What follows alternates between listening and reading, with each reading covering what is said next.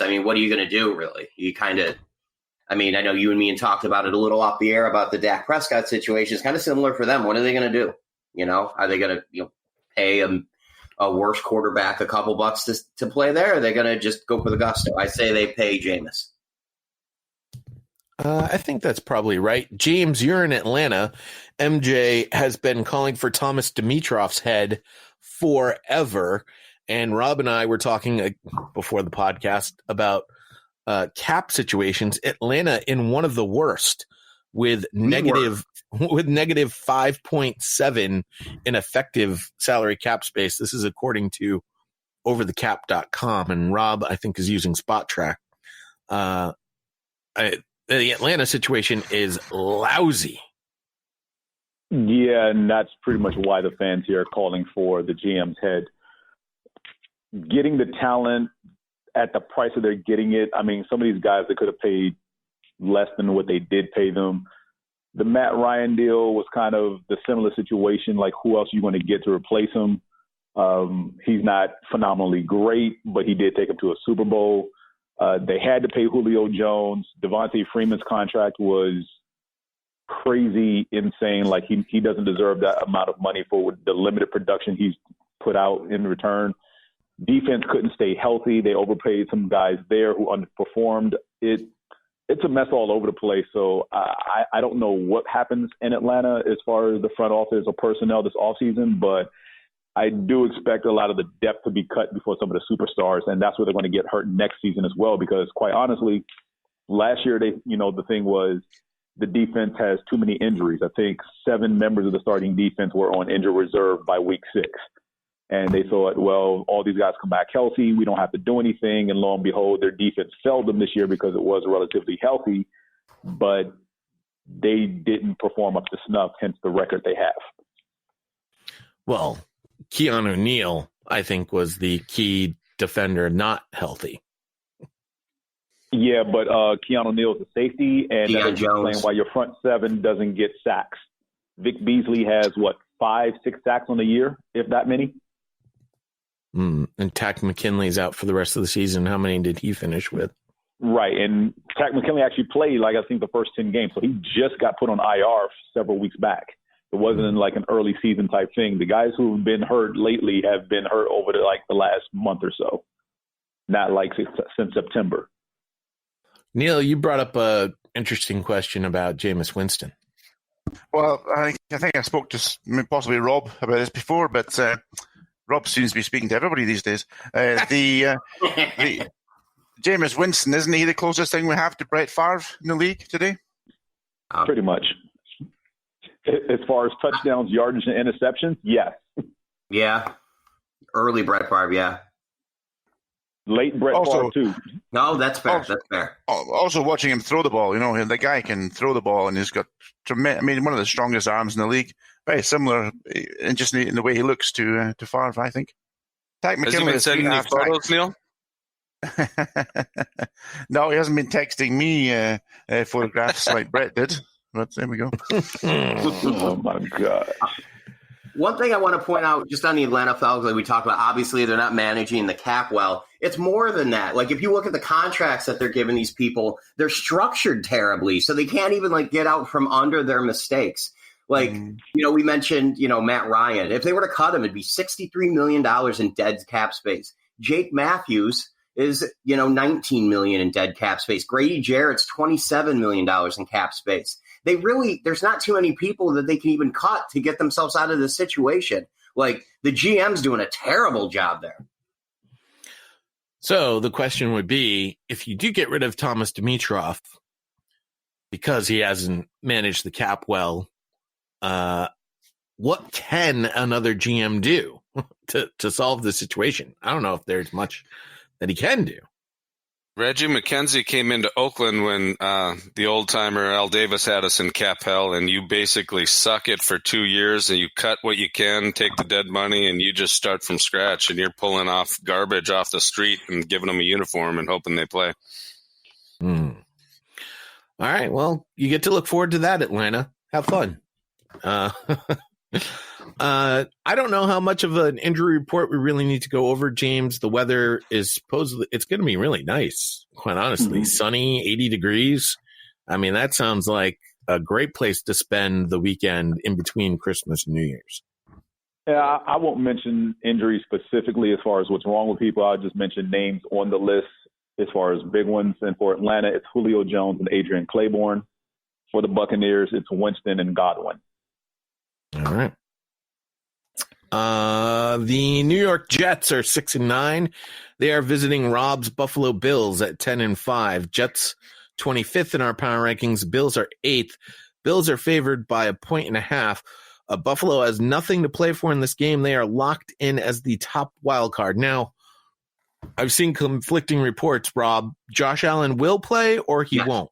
He is. They're gonna play their guys. They haven't said how much or how little they're gonna play them. The coach actually came out and said he's taken into consideration that he's playing a Greg Williams coach defense and how long he's going to play, which tells you about the sterling reputation of Greg Williams throughout the league. I don't expect to see too much action for the starters. I think you're going to see Matt Barkley in there pretty early. I think you'll see, a lot of the older guys, Lorenzo Alexander. I'd be surprised if he played. Anyone who's even nursing a hangnail, I wouldn't expect to really see out there. But the Bills are pretty light on the injury front, like they've been all year. So I think I have the Jets winning this game because I think the Bills are going to play their backups quite a bit. I'd like to see the Bills play Duke Williams, the wide receiver who was a CFL star, who they played a little bit and he played okay, but he's been inactive a lot. I'd like to see them get him in the game, but other than that, I mean, whatever it's on. It looks like it's on to Houston for us. So lousy weather, 48 degrees and rain, 90% chance of rain. That's good weather in Buffalo this time of year, just so we're all on the same page. I'm going to start with you here, Neil. You've been Sam Darnold's biggest cheerleader. He's got Adam Gase again next season. Yeah, he has. But what are they? Something like 5-2 in their last 7 games, something like that. Darnold's obviously had his injury and infection problems this year. But I still like what I see. But like you say, he's got that guy Gase who seems like I don't know. He's just, yeah. It's not good, is it? No. Not good. He was supposed to be a quarterback whisperer, and he's only whispering he's done has been with one decent year with Manning. Well, that's the thing. Manning pumped up his record, and now he's making burner accounts on Twitter to support his cause. Yeah. Time out. Yeah. How is he a quarterback whisperer because of his one season with Manning? It's Peyton freaking Manning. And not to mention Peyton Manning won a Super Bowl on a dead arm that year. Like, why did he get this hype? That's it. We don't know. It just is. Well, he had a good season with Jay Cutler, too. Who? Right. Exactly. He had a good season with him. When you see all of the production that these former Dolphins like Devontae Parker and Kenyon Drake and Ryan Tannehill are doing, all I can think of is that Adam Gase is awful. The Jets are doomed. Yeah, I don't think he's probably a really good coordinator, I would imagine, but as a head coach, not for me. And they're getting all these kind of superficial wins at the end. Say they beat the Bills, they're going to be 7-9. They're going to be happy about that 7-9, which means that within the organization, they're going to have a little bit of confidence in Gase, which as a Buffalo Bills fan, as a New England Patriots fan, that's probably the best thing you can hear because he's a terrible NFL coach and he's going to stay a terrible NFL coach. But now he's a terrible NFL coach that has the confidence of the owner, which is awesome. Mm-hmm. What would we say the Jets' biggest needs are to get them, other than the coach, from a player standpoint? What are we looking at for the pass Jets? rush, offensive line? Offensive line is your biggest need by far. Yeah. Oh, there we go. That's probably going to be the thing you guys say about every team, isn't it? No, better not ask that question. Nah. Rob, you've been champing about this all season long. I give you the grocery store, my friend. You are 4th in effective cap space at $83.9 million. what are the Bills going to be going out there to get, assuming you're maybe a one and done, maybe you get a second playoff game? 2-2. I think 2 and done, but we'll get into that later. Yeah, I think with the Bills, I mean, and most of their guys, the big difference is they drafted well the past 3 years. I put our drafts the past 3 years up against just about anybody, and it's helped the cap in such a great way. So they're right. They're ahead of schedule. I think they go big game hunting. If they do much anything, I think the first thing they do is extend Matt Milano, extend Trey White, extend Deion Dawkins. I think after that, I wouldn't be surprised if they went after a pass rusher. If Yannick Ngakoue from Jacksonville. Did you just say extend Dawkins? Yeah, Deion Dawkins, yeah. Did you not see the last 2 plays of last week's game? He's an above average. I think he's a above average left tackle. Oh man. I think they extend him, but we'll see. But I think they definitely extend Trey White. They definitely extend Matt Milano. They got the money to do all that. And other than that, they're not losing, other than Lorenzo Alexander's potential retirement, they're not losing a single starter on the team. So I think they can go big game hunting with Ngakoue. If he does somehow make it to free agency, I would put the Bills as probably the favorite to land him. But, after they make a couple cuts, I think Trent Murphy gets cut. There's a couple other guys. I think the Bills are going to be actually over $100 million in cap space. So you have all that room. You got 9 picks. The Buffalo Bills are like a quadriplegic beauty queen. They are sitting pretty. Ouch. Wow. Ouch. What, are you studying at school? Monty switched his pick to the Bills. James, you're taking the Jets along with Rob. What's the injury report?